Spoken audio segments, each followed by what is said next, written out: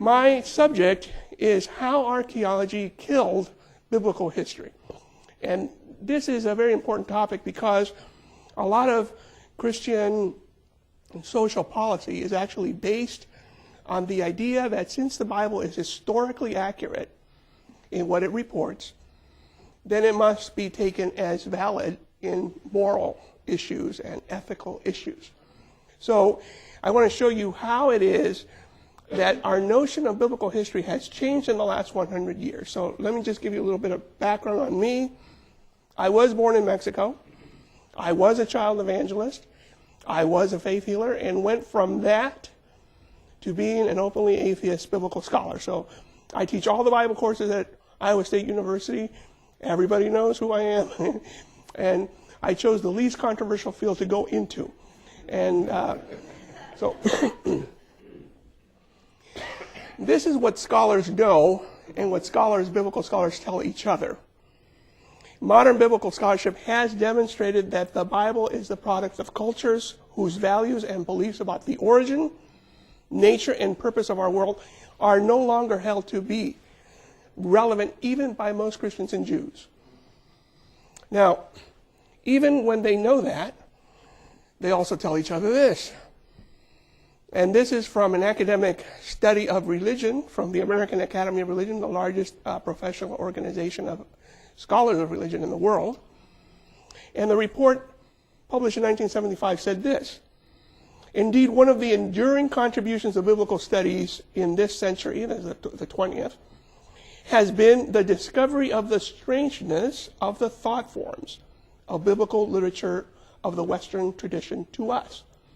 So in other words, most scholars know this book really has very little relevance for us. Its values, the way it thinks about the world, its origins, its nature, is alien to us. So why is it that people think it's still relevant? Well, my definition of irrelevant is something like this. Irrelevant means that a biblical concept practice is no longer viewed as valuable, applicable, or even ethical today. For example, disease is due to supernatural agents in the Bible. Now, if you go to, say, Dr. Stripe, he doesn't say, what demon do you have, right? No, he goes and does some scientific lab work and then tells you, well, the Bible is different. Disease was caused by demons. We don't longer believe that. So it's not relevant in terms of how we view health and the body and so forth. Killing women and children was sometimes endorsed in the Bible. Hopefully none of you endorse that today. The sky was made out of metal. Most people don't realize that because the translation of Genesis 1 distorts that. But where it says, God made the firmament, the word firmament comes from the Hebrew word rakia. And rakia refers to something that's solid, usually made out of metal. So, most Christians don't realize that the Bible says the sky is actually a dome made of solid material. And obviously that would be scientifically invalid today. We could prove that very easily. It's not made out of metal. Now, women, of course, are treated as second-hand citizens, inferior. Hopefully, nobody in Minot thinks that anymore. So, for many reasons, the Bible, its values, the way it looks at the universe, it's not at all relevant to us anymore. Now, if you look at the 2005 Gallup poll about how people view the Bible, even those Christians who say they read it, the truth is that fewer than half of Americans can name the first book of the Bible. Most people talk about the Bible, all right, but they never read it. So empirically, we know the Bible is not really relevant. This is a 2006 Baylor University survey. It showed 21% of mainline Protestants never read the Bible. 33% of Catholics never read the Bible. And you could say, well, what about the other 70% or 60%? They don't read very much of it when they do. They pick and choose certain verses that they think, are important, and then they leave the rest out. So we can show empirically that the Bible is not held to be relevant by most people. Now, the way that the illusion of relevance, however, is maintained, so even though scholars know, yeah, it's not relevant, but you know what? We need to make people believe it is. Why? I'll explain to you, but it has something to do with employment.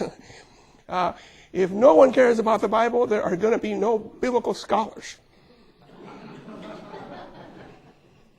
So there's a variety of scholarly disciplines whose methods and conclusions are often philosophically flawed, including translations, textual criticism, archaeology, history, and then there's an infrastructure, an ecclesial academic complex that supports this. So even in secular universities, you still will have a lot of biblical scholars that are, they will agree with me on 90% of what I'm going to say, but they still believe the Bible is somehow valuable or somehow divine in some way. And but even biblical scholars will say it, to other biblical scholars. For example, how many of you have ever read Leviticus 25? That's about the percentage of Christians that have read Leviticus 25. 0. And if you look at John Bright's book, John Bright was a very big biblical scholar, Protestant, in the 20th century. And he says, the regulations described therein in Leviticus 25 are obviously so little applicable to the modern situation that a preacher might be pardoned if he told himself that the passage contains no relevant message for his people, whatever. Of course, it has to do with agriculture, that we don't practice agriculture the way they did anymore. So, yeah, if you went verse by verse in the Bible, you'd see 99% of the verses, you'd say, why would people do this or believe that? And so, you're down to the love your neighbor verse, but it's just, 99% you don't read. This is Dr. Philip Davies of Sheffield University. He's more on the radical end, or on the liberal end of biblical scholars. And he says, can biblical scholars persuade others that they conduct a legitimate academic discipline? Until they do, can they convince anyone that they have something to offer the intellectual life of the modern world? Indeed, I think many of us have to convince ourselves first. So you see, biblical scholars understand we're in a very precarious sort of profession. And this is Michael Coogan, who actually was my professor, and he now teaches at a Catholic institution. And he's talking about why it is that in your weekly readings of the Bible, certain things are left out. For example, conspicuously absent from lectionaries are most or all of such books as Joshua, with his violent extermination of the inhabitants of the land of Canaan at divine command, or Judges, with his horrifying narratives of patriarchy and sexual assault, to say nothing of the Song of Songs, a Song of Solomon with its charged eroticism. So if you ever go to church, or whoever has gone to church in the past, you'll see that the weekly parts of the Bible they read you are never going to be the ones where you're slaughtering kids and where you're assaulting women. And